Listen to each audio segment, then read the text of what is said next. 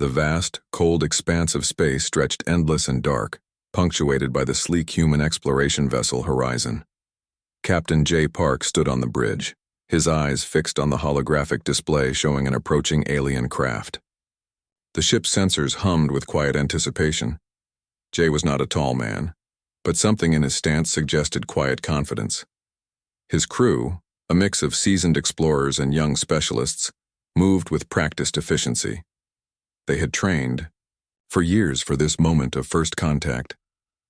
The Zircon diplomatic vessel approached, its crystalline structure reflecting starlight in sharp geometric patterns. It was nothing like human spacecraft, all angular edges and impossible symmetry that seemed to defy conventional engineering. "Incoming transmission," announced Lisa Chen, the communications specialist. A voice crackled through the ship's speakers. "Cold. Calculating. Unidentified human vessel, you are entering restricted galactic territory. State your purpose immediately." Jay's hand rested lightly on the communication panel. He knew every word, every tone would matter. Diplomatic first contact was a delicate dance. "This is Captain J. Park of the Earth exploration vessel Horizon," he responded, his voice calm and clear. "We come with peaceful intentions, seeking mutual understanding between our civilizations." The alien response was instantaneous. "Humans are not authorized for deep space exploration. Retreat or face immediate consequences." Something in the tone made the bridge crew exchange quick glances. The threat was clear, but so was their mission. They had not traveled millions of kilometers to be turned away. Lisa's instruments showed multiple weapon systems powering up on the Zircon vessel, targeting locks, weapon calibrations, a standard intimidation tactic designed to force submission. But J. Park was not easily intimidated. "We acknowledge your communication," he said, his fingers dancing across the navigation controls. "We respectfully request diplomatic dialogue." The next few moments would define humanity's first true interstellar encounter. The Zircon vessel's weapons remained charged. Its massive structure loomed against the starfield, a predator waiting to strike. But something was different. The human vessel did not show fear, did not retreat. Tension built on the bridge. Young specialists gripped their stations. Veteran crew members remained perfectly still. Everyone watched Captain Park. "Prepare non-aggressive response protocols," Jay commanded. "Full-spectrum communication arrays. Let them see we're not here to fight." Massive communication panels activated, broadcasting humanity's first intentional message to an alien civilization. Mathematical sequences, universal constants, peaceful geometric patterns that transcended language. The Zircon vessel paused. For 3 full minutes, nothing moved. No communication. No weapon discharge. Just 2 ships suspended in the infinite darkness of space, representing 2 completely different civilizations. Then a new transmission arrived. "Preliminary scan confirms unexpected data parameters. Human vessel, you are requested to maintain current position for further assessment." Jay allowed himself a small smile. First contact was never about military might. It was about communication, understanding, showing strength through intelligence rather than aggression. "Acknowledged," he responded. Behind him, Lisa Chen whispered. They blinked first. The universe watched, waiting to see what would happen next.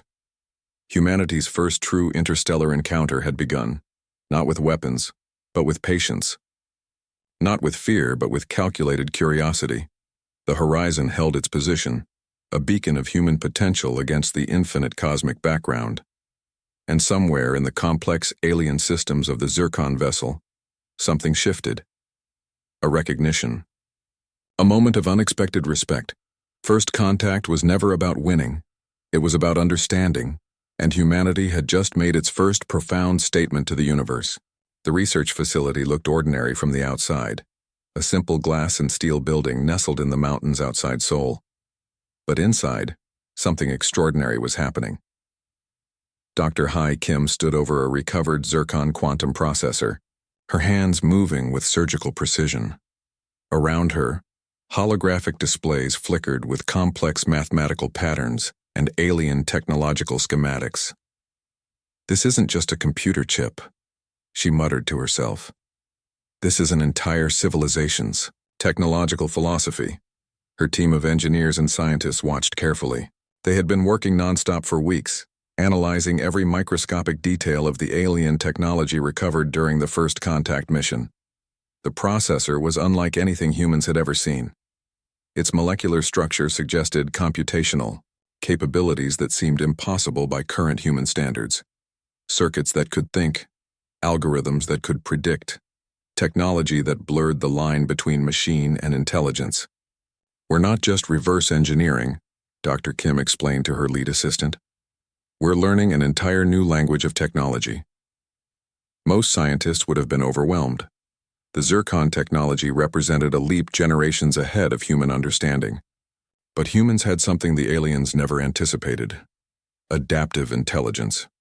Where the zircon saw complexity, human researchers saw puzzles waiting to be solved. Day after day, breakthrough after breakthrough, the team dismantled alien technological barriers. What seemed incomprehensible gradually became understandable. What looked like magic transformed into science. A junior researcher named Park Min-soo discovered something remarkable. The quantum processor's core could be adapted to human computational frameworks, not by copying, but by fundamentally reimagining its operational logic. It's like they built a Ferrari, Min-soo explained during a team meeting, and were figuring out how to not just drive it, but design something even better. The global scientific community watched with a mixture of excitement and disbelief. Governments and research institutions around the world wanted updates. Every breakthrough was a potential game changer. Zircon communication channels began picking up strange signals. Humans were not just studying their technology, they were transforming it.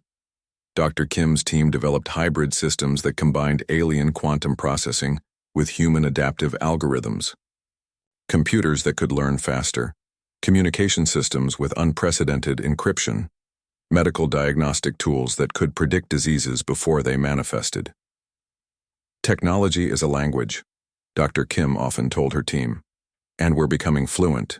The breakthrough wasn't just technological, it was philosophical.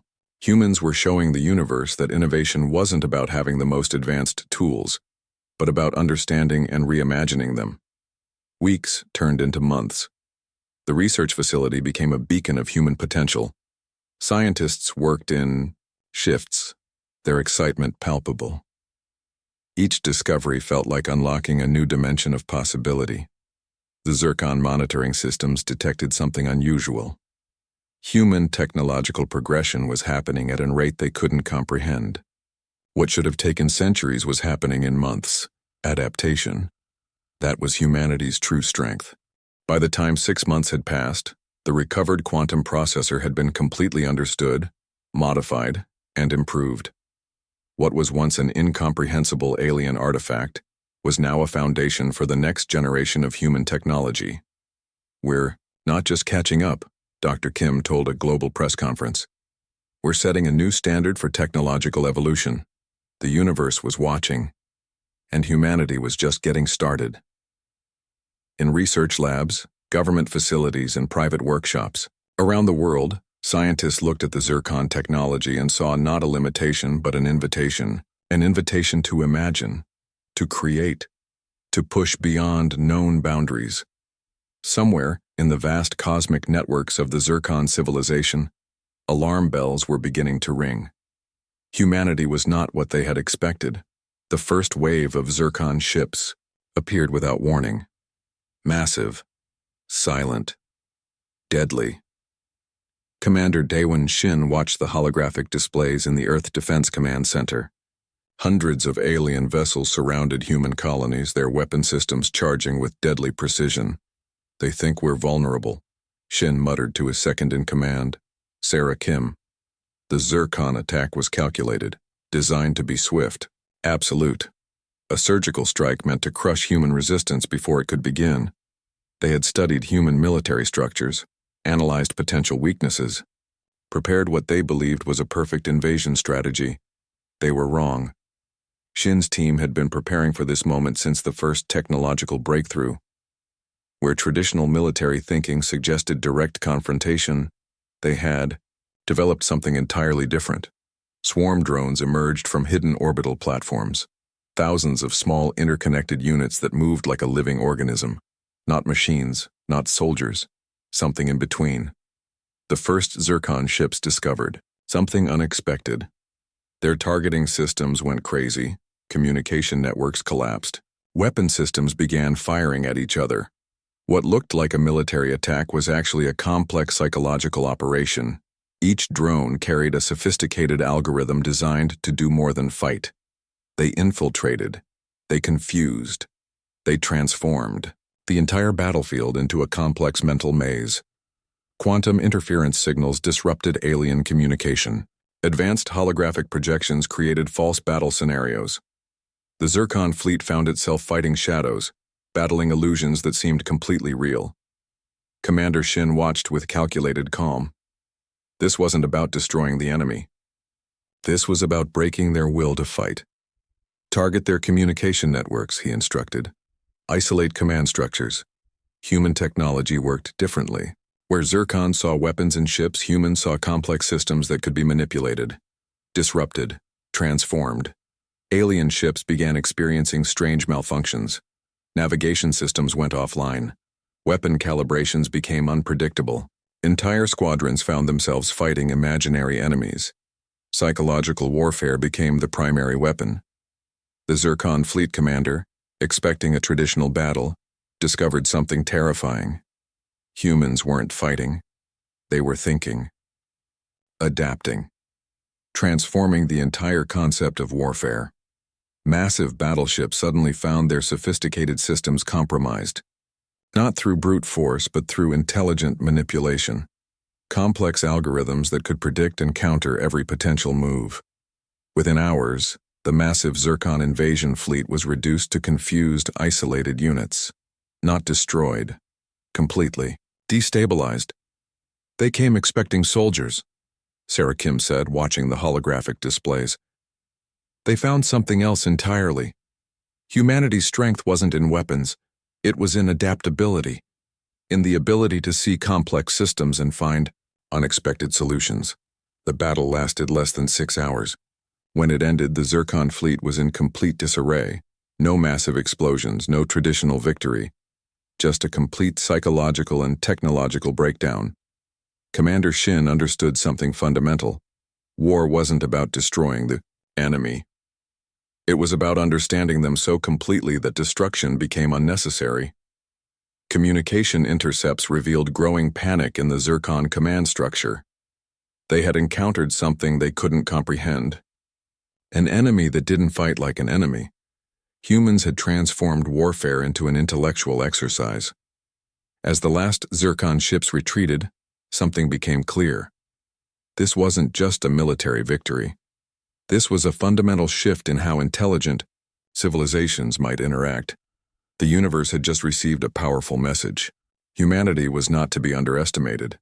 Not now, not ever. News traveled fast in the galactic communication networks. Faster than light, faster than sound, faster than understanding. Humans had done the impossible. The Galactic Council meeting was tense. Representatives from dozens of alien civilizations sat around a massive circular table, holographic displays showing the recent human encounter with the Zircon fleet. Elena Rodriguez stood at the center.